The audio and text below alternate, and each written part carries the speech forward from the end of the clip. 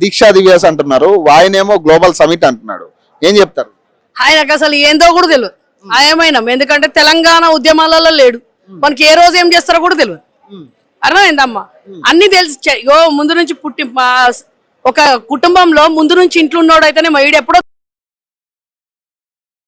Direct పిల్లలు పుట్టి పెళ్లిళ్ళు అయినాక అప్పుడు వస్తే ఏం తెలుస్తుంది?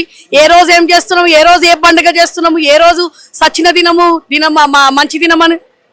తాత పుట్టినరోజు ఉంటది, తాత సచ్చిన రోజు కూడా ఉంటది. ఆయనకి సచ్చిన రోజు తెలియదు, పుట్టినరోజు తెలియదు.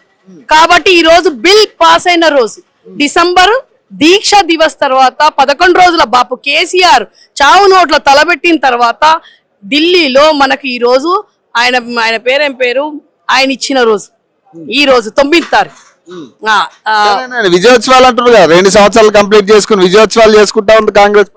దేని గురించి విజయోత్సవాలు అంటే?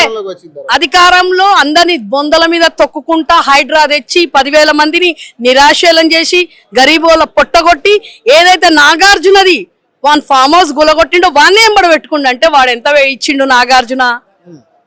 ఎంత ఇస్తే నాగార్జున నీ ఇల్లు గులగొడతాడు తమ్మి. నీ ఇల్లు గులగొట్టినాక వాన్ ఎంబడి పోయి నువ్వు నిలబడతావా?